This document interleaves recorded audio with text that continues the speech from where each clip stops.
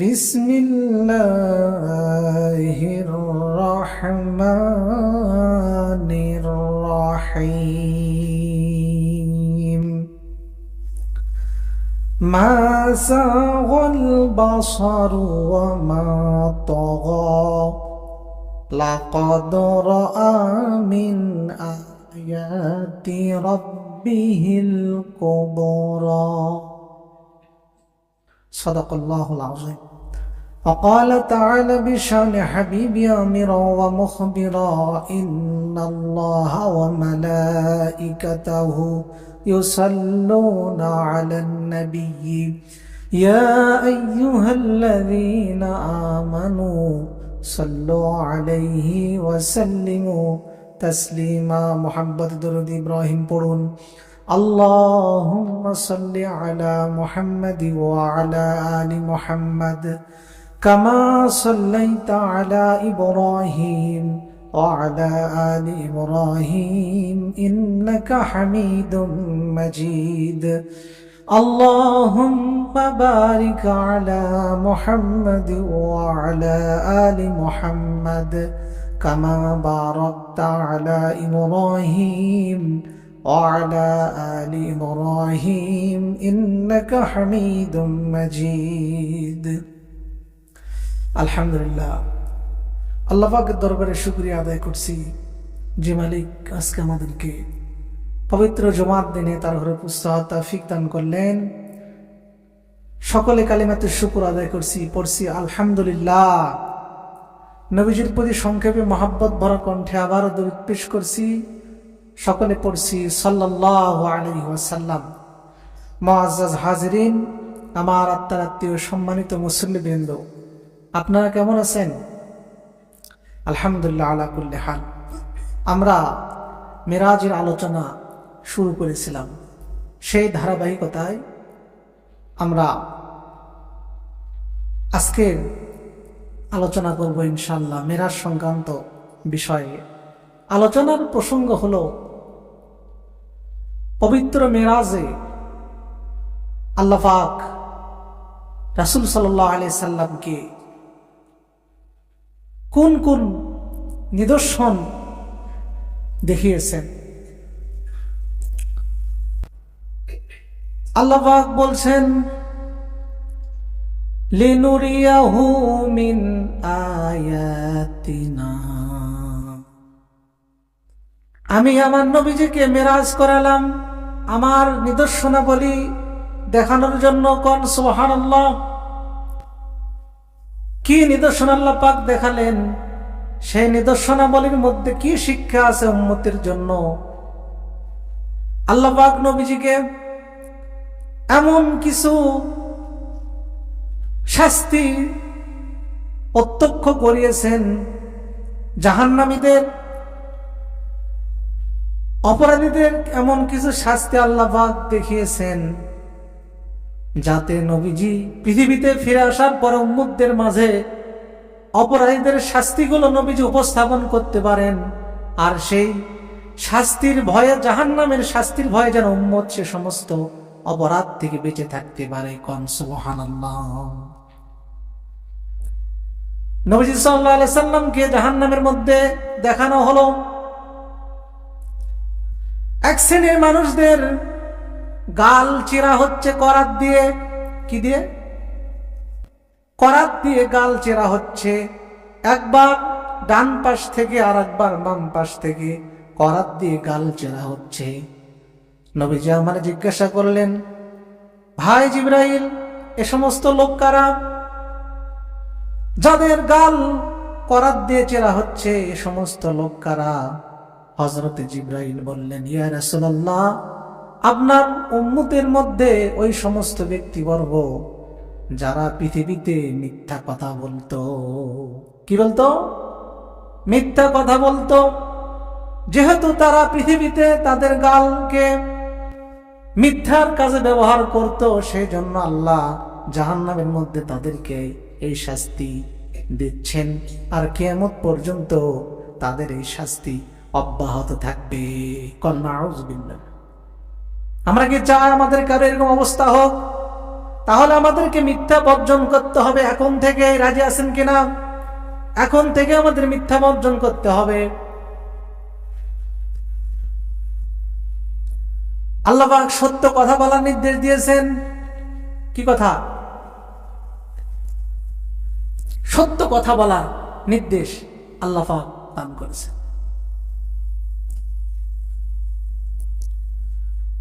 নবীজি সাল্লাল্লাহু আলাইহি সাল্লামকে আর একটি দল শাস্তি দেখানো হলো। নবীজি আমার লক্ষ্য করলেন, একজন ব্যক্তির মাথার সামনে ফেরেশতা দাঁড়িয়ে আছে, ফেরেশতা দাঁড়িয়ে আছে, আর পাথর দ্বারা তার মাথার উপর আঘাত করা হচ্ছে। মাথা চূর্ণ বিচূর্ণ হয়ে ছিটে যাচ্ছে। সাহাবী ওই ব্যক্তির, ফেরেশতা ওই ব্যক্তির মাথায় পাথর দ্বারা আঘাত করার পরে পাথর ছিটকে চলে যাচ্ছে, মাথা চূর্ণ বিচ্ছিন্ন হয়ে যাচ্ছে। ফেরেশতা যখন ওই দূরে ছিটকে যাওয়া পাথরটাকে নিয়ে আসতে যাচ্ছেন, সেই সময়ের মধ্যে ওই অপরাধীর মাথা আবার আগের মতো ঠিক হয়ে যাচ্ছে, ঠিক হয়ে যাচ্ছে। আবার ফেরেশতা পাথর দ্বারা মাথার উপর আঘাত করতেছেন। এভাবে চলতেছে, তার শাস্তি চলতেছে, মাথা চূর্ণ বিচূর্ণ হয়ে যাচ্ছে, আবার ঠিক হচ্ছে, আবার আঘাত করা হচ্ছে। এভাবে কঠিন শাস্তি দেওয়া হচ্ছে। নবীজি আমার জিজ্ঞাসা করলেন, কোন অপরাধের জন্য এই ব্যক্তিকে শাস্তি দেওয়া হচ্ছে?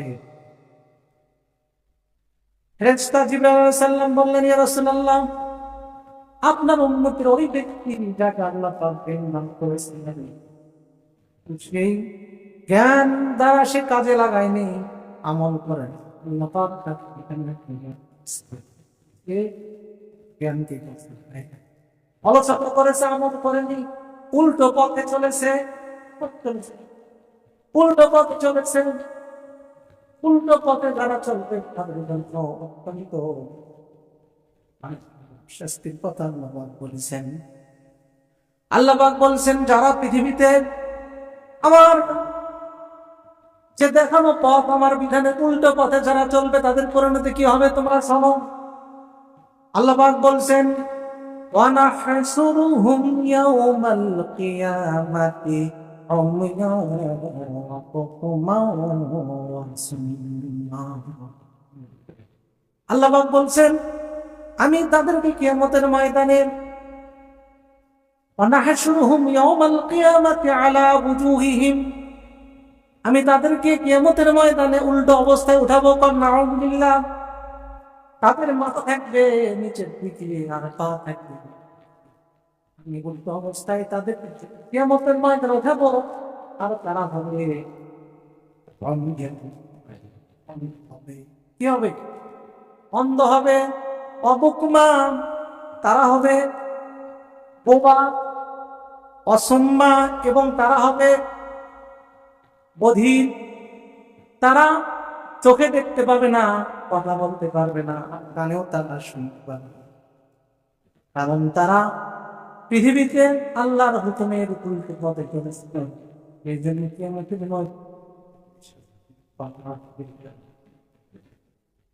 সম্মানিত হাজির, জ্ঞান করুন,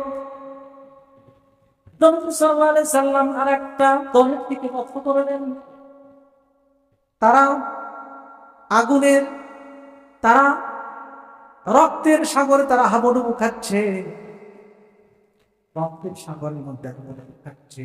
আর একজন ফেরেশতা সেই সাগরের কিনারে দাঁড়িয়ে আছে। যে ব্যক্তি রক্তের মধ্যে হাবুডুবু খাচ্ছে আর সে চেষ্টা করতেছে কিনারে ওঠার জন্য, চেষ্টা করতেছে। যখনই ওই ব্যক্তি ওই সাগরের কিনারে ওঠার জন্য চেষ্টা চালাচ্ছে, তখনই ফেরেশতা পাথর দ্বারা আঘাত করতেছে, আবার দরিয়ার মধ্যে পড়ে যাচ্ছে, দরিয়ার মধ্যে পড়ে যাচ্ছে, রক্তের মধ্যে হাবুডুবু খাচ্ছে। নবীজি সাল্লাল্লাহু আলাইহি সাল্লাম জিবরাইলকে বললেন, জিবরাইল, এসব ব্যক্তি কারা? এভাবে শাস্তি দেওয়া হচ্ছে কেন? কোন পাপের কারণে? জিবরাইল আলাইহিস সালাম বললেন, ইয়া রাসূলুল্লাহ, এরা আপনার উম্মতের ওই সমস্ত তারা কি কি করতো? সুদ খেত। পৃথিবীতে তারা সুদ খেত।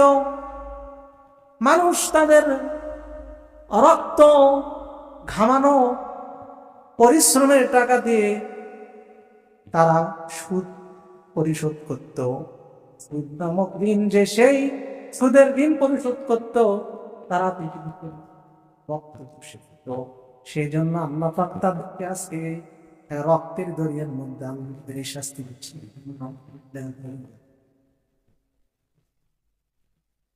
তাহলে সুদ পরিহার আজই করতে হবে, কিনা? আজকে সিদ্ধান্ত নিতে হবে সুদি কারবারের সাথে কোনো সম্পর্ক আমরা ইনশাআল্লাহ রাখবো না। আল্লাহর হুকুমের উল্টা আমরা চলবে। আজকে আপনাকে নিয়ত করতে হবে ফুটবল খেলা জায়েজ না জায়েজ। ফুটবল খেলা জায়েজ না জায়েজ? কারণ কিছু খেলা ইসলামে জায়েজ আছে, যাই হোক সে কথা আমি বলবো না, সেসব বিষয়ে আগে আলোচনা করেছি। কারণ হাঁটুর উপরে খরচ তরফ করে খেলাধুলা করা হয়, হ্যাঁ, আর জুয়া হয়, ঠিক না? জুয়া আছে না, কিছু পাওয়ার আছে, সেখানে প্রতিযোগিতা করা হচ্ছে। খেয়াল করুন, 1 নম্বর কথা হলো ফুটবল খেলা না জায়েজ। দ্বিতীয় কথা হলো মহিলা দল আছে না, মহিলা দল আসবে আবার, আজকে আসবে, আমি শুনলাম মহিলা দল আসবে কি আসবে না? আপনাকে আজকে এই জুম্মা থেকে আপনাকে শপথ নিতে হবে ইনশাআল্লাহ এই এত বড় পাপের মধ্যে নিজেকে শামিল করব না। রাজি আছেন? রাজি আছেন কিনা আল্লাহকে হাত তুলে দেখাতে হবে। হাত উঠান। আজকে এই মহিলাদের ফুটবল খেলায় কে কে যাবেন না? হাত তোলেন। সবাই হাত তোলেননি কিন্তু, তুলেছেন? এই যে আপনি হ্যালো, হাত তোলেননি? আপনি যাবেন? মাশাআল্লাহ, ধন্যবাদ। আল্লাহ আপনাদের কবুল করুন, করছে আল্লাহুম্মা আমিন। এত ওয়াজ করে লাভ আছে বলেন? আমল করতে হবে, আমাদের বাস্তব জীবনকে সাজাতে হবে।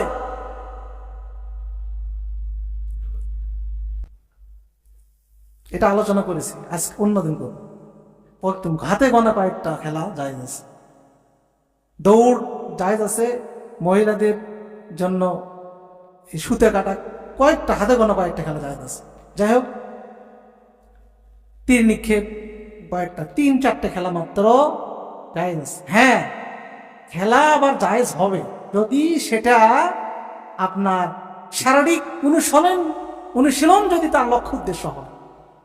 দৌড় প্রতিযোগিতা, ক্রিকেট যদি আপনি খেলেন জায়েজ হবে যদি আপনার লক্ষ্য উদ্দেশ্য হয় যে আপনার শারীরিক অনুশীলন, ফিজিক্যাল এক্সারসাইজ যদি লক্ষ্য উদ্দেশ্য হয়, তাহলে সেটা কি হবে? জায়েজ হবে। কিন্তু যদি জুয়া হয় সেটা জায়েজ হবে। খেয়াল করুন, নবীজি সাল্লাল্লাহু আলাইহি সাল্লাম আরেক দলের প্রতি মেরাজে রজনীতে লক্ষ্য করলেন যে শাস্তি দেওয়া হচ্ছে মানুষকে পা আছে উপরের দিকে, মাথা নিচে লটকানো অবস্থায় তাকে শাস্তি দেওয়া হচ্ছে।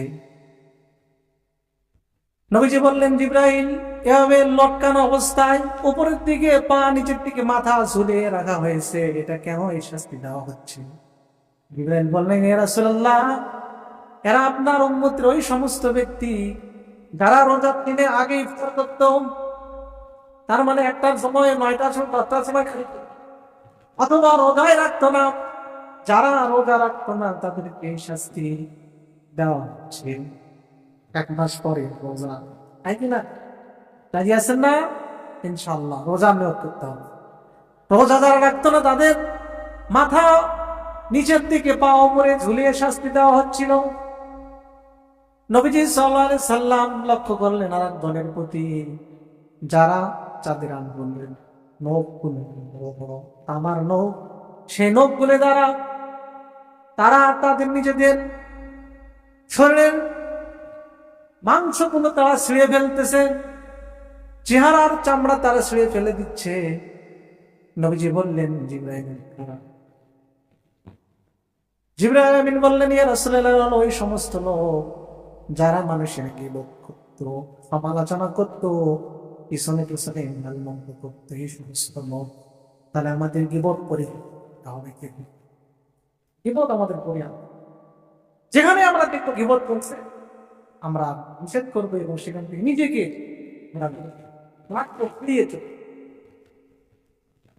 খেয়াল করুন। আরেকটি নিদর্শন, এই কথা বলে শেষ করে দিব। আল্লাহ পাক বলতেছেন নবীজির সমস্ত বিষয়ে বলে সমস্ত নিদর্শন আল্লাহ পাক দেখিয়েছেন, আল্লাহ পাক দিয়েছেন, সেটা পরে বলছি। খেয়াল করুন, নবীজি আবার লক্ষ্য করলেন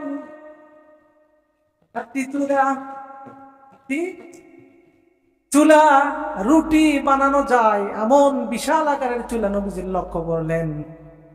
নবীজি দেখলেন সেই চুলার মধ্যে আগুন জ্বলতেছে, কঠিন ভাবে আগুন জ্বলতেছে, আর এক শ্রেণীর মানুষেরা সেই চুলার মধ্যে তারা ঘোরপাক খাচ্ছে, চুলার মধ্যে ঘোরপাক খাচ্ছে, আর তাদের শরীরগুলো ফোলা, শরীর ফুলে গেছে। চুলার মধ্যে তারা আগুনের মধ্যে হাবুডুবু খাচ্ছে, শরীর ফোলা, আর তাদের যৌনাঙ্গের লজ্জাস্থানের মধ্যে সাপ বিচ্ছু দংশন করতেছে, আর তাদের লজ্জাস্থান থেকে দুর্গন্ধ ছড়িয়ে যাচ্ছে। নবীজি বললেন, জিবরাইলের সমস্ত লোক কারা? জিবরাইল আলাইহিস সালাম বললেন, ইয়া রাসূলুল্লাহ, এরা ওই সমস্ত লোক যারা নিয়তে জিনা করলো। আল্লাহ পাক নবীজি এই দৃশ্যাবলী দেখেন, কেন দেখালেন? যাতে উম্মতেরা এই সমস্ত পাপের শাস্তি থেকে ভয় করে যেন তারা জীবিত চলতে পারে। নবীজি বলেন, আমাকে দেখানো হলো জান্নাতের মধ্যে একটা ঘর, কোন সুবহানাল্লাহ। নবীজি বললেন, জিবরাইল, আমি একটু প্রবেশ করতে চাই। জিবরাইল বললেন, ইয়া রাসূলুল্লাহ, আপনি প্রবেশ করতে পারবেন না, কারণ আপনি এখনো জীবিত আছেন দুনিয়া থেকে, আপনি আল্লাহর কাছে আসেন নাই। নবীজি বললেন যে আমাকে জান্নাতের শিরোমের মধ্যে প্রবেশ করানো হলো না। এই সমস্ত নিদর্শনাবলী আল্লাহ পাক নবীজিকে দেখিয়েছেন। এ সমস্ত আমরা পেয়েছি হাদিসের কিতাবে। কোথায় পেয়েছি? হাদিসের মধ্যে পেয়েছি। এ সমস্ত নিদর্শনাবলী নবীজির লক্ষ্য করা যে সত্য, সেই প্রমাণ আল্লাহ পাক ২৭তম পারায় সূরাত আন-নজমের মধ্যে জানিয়ে দিচ্ছেন। ১৭-১৮ নম্বর আয়াতের মধ্যে আল্লাহ পাক বলছেন,